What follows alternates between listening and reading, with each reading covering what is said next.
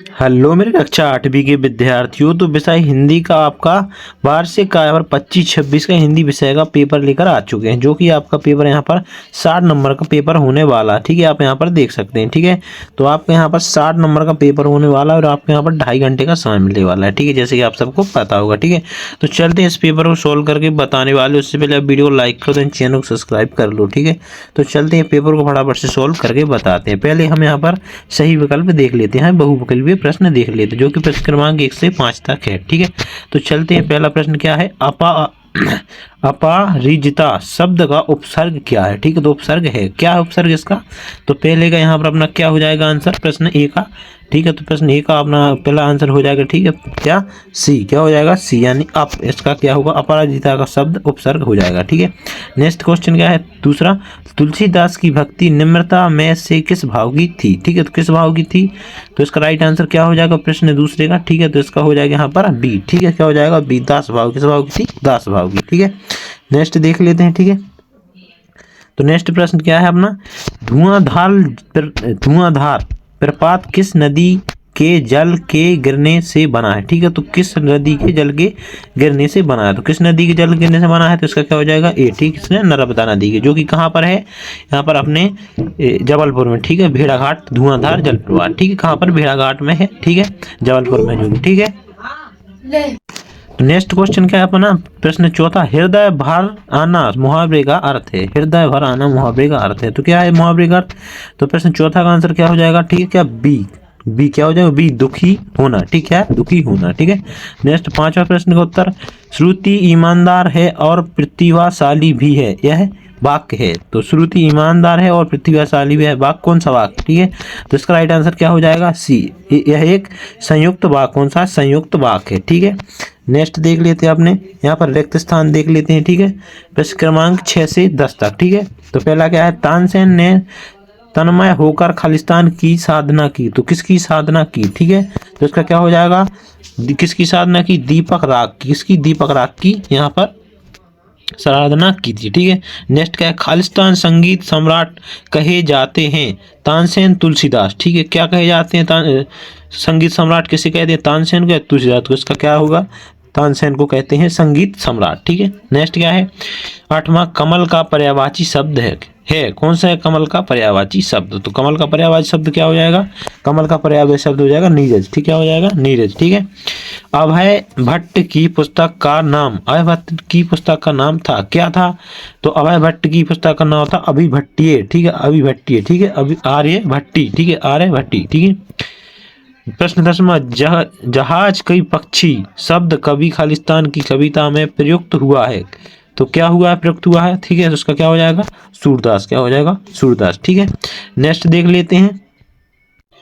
Next प्रश्न 11वां देख लेते हैं, अतुलगी उत्तर प्रश्न। ठीक है, तो परिणाम शब्द में हानि जोड़कर प्रणाहित हीन शब्द बना है, इसी प्रकार की हीन जोड़कर दो अन्य शब्द बनाए। ठीक है, तो इस प्रकार हीन जोड़कर दो अन्य शब्द बनाए। ठीक है, तो पहले हम यहाँ पर क्वेश्चन देख लेते हैं, फिर इनके आंसर बताएंगे। ठीक है, तो 12वां प्रश्न क्या है, निम्नलिखित शब्दों का संधि विच्छेद दिए कीजिए और संधि की प्रकार भी लिखिए। ठीक है, तो दिगंबर और उल्लास का यहाँ पर आपको संधि विच्छेद लिखनी है। ठीक है, तो 13वां क्या है, डॉक्टर चंद्रा की माता की जी का क्या नाम है। ठीक है, तो क्या नाम है। ठीक है, देख लेंगे अभी क्वेश्चन का आंसर। निम्नलिखित में से पर्यायवाची शब्द लिखिए, तो यहाँ पर इनके पर्यायवाची शब्द लिखने, सूर्य, चंद्रमा, कमल और जग। ठीक है, 15वां, निम्नलिखित में से विलोम शब्द बनाए। ठीक है, तो विलोम शब्द बनाने, हार, दिन, बैठना, चलना। ठीक है, इनके आपको विलोम शब्द बनाने।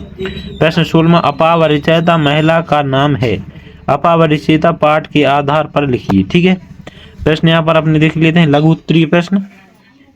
प्रश्न के उत्तर 40 से 50 शब्दों में दीजिए, प्रत्येक प्रश्न के लिए 3 अंक निर्धारित हैं। ठीक है, तो पहला प्रश्न क्या हो जाएगा, राम बाली के सामने आकर क्यों नहीं लड़े। ठीक है, तो राम बाली के सामने आकर क्यों नहीं लड़े। ठीक है, क्यों नहीं लड़े। ठीक है, नेक्स्ट क्या है, बादशाह अकबर के दरबार में तानसेन ने क्या चमत्कार कर दिखाया। ठीक है, 18वां है।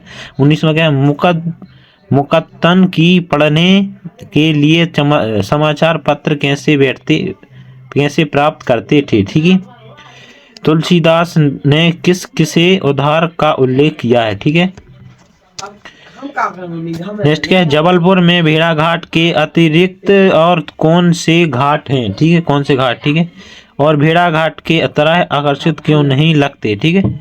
प्रश्न 22 में, आर्यभट्ट ने सूर्य ग्रहण और चंद्र ग्रहण के विषय में क्या विचार व्यक्त किए, ठीक है, ठीक है। नेक्स्ट देख लेते हैं दीर्घवृत्त प्रश्न। प्रश्न 23 में, लेखक ने जब चंद्रमा को कार से उतरने देखा तो वह अनिश्चित क्यों रह गए, ठीक है। प्रश्न 24 में, नर्मदा नदी के प्रति सौंदर्य का वर्णन अपने शब्दों में कीजिए, ठीक है। अपने प्रधानाध्यापक को अवकाश हेतु आवेदन पत्र लिखिए, ठीक है। 26 में, निबंध लिखिए कोई एक पर, ठीक है, जिनमें से आपको किसी एक पर निबंध लिखना है, ठीक है। तो अभी इनके हम यहाँ पर हम इनके आंसर देख लेते हैं। प्रश्न 11 से लगाकर यहाँ पर प्रश्न 26 तक के आंसर देख लेते हैं, ठीक है। तो चलते हैं प्रश्न 11 का आंसर देख लेते हैं। यहाँ पर प्रश्न 11 का आंसर देख सकते हैं आप, पर्यायवाची शब्द थे नेहनी और पहनी, ठीक है। तो प्रश्न 12 का आंसर देखिए, दिसंबर का दिक धन अंबर, यहाँ व्यंजन संधि है। उल्लास का अत्र धन लाश है, अत्र धन लाश से व्यंजन संधि है, ठीक है। 13 का क्या, श्रीमती टी सुब्रमण्यम है, ठीक है। 14 का पर्यायवाची शब्द है, सूर्य का दिन है दिनकर, भानु, चंद्रमा का राशि रजनी, निष्कर, जल का बरनी, पानी नीर, कमल का पंकज, पुष्प जलज, ठीक है। फिर 15 का आंसर देख लेते हैं, विलोम शब्द यहाँ पर, हार का जीत, दिन का रात, बैठना का उठना, चलना का रुकना, ठीक है। 16 का यहाँ पर क्या है, डॉक्टर चंद्रा, ठीक है। 17 का आंसर यहाँ पर, बाली को अपने शत्रु विरोधी के अंधे बल को खींच लेने का वरदान प्राप्त था और राम उसे सामने आकर नहीं लड़े, यह वरदान बाली के शंकर भाव दिया था, ठीक है, शंकर भगवान ने दिया था और राम भगवान शंकर के वरदान का सम्मान करते थे, ठीक है।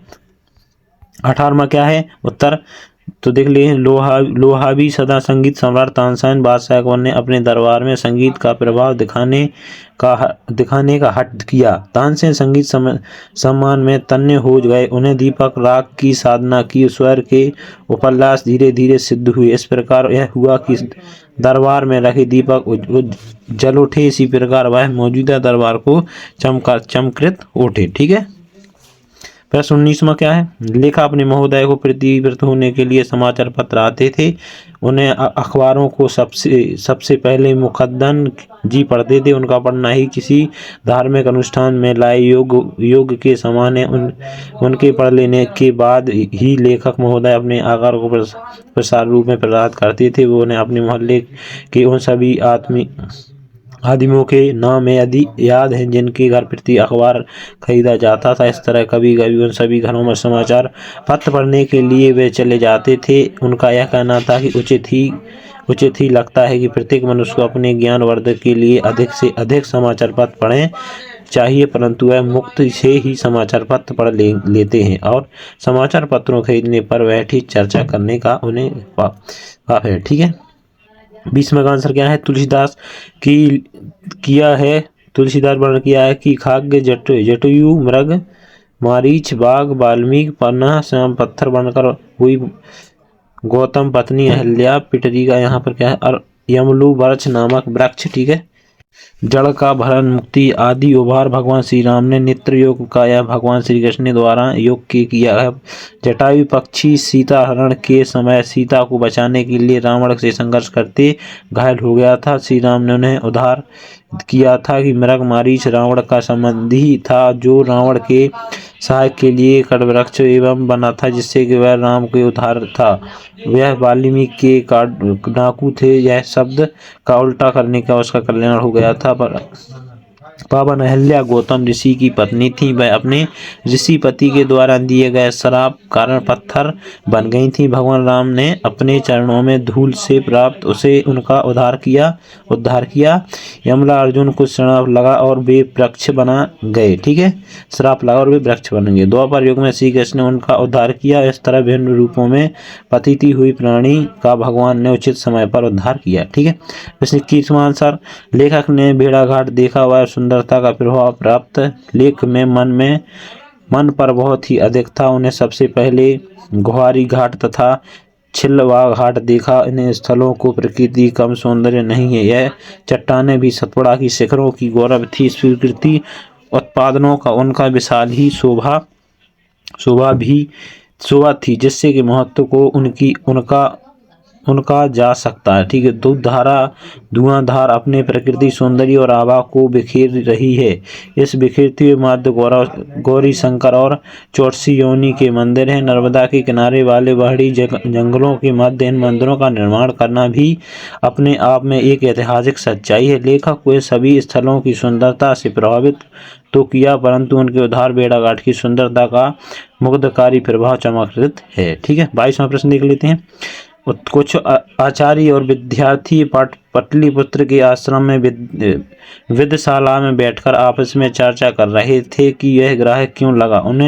उनमें से कुछ कह रहे थे कि धार्मिक और में लेख हुआ है कि ग्रहणों के समय राहु नाम का राक्षस सूर्य और चंद्रमा को निगल लेता है।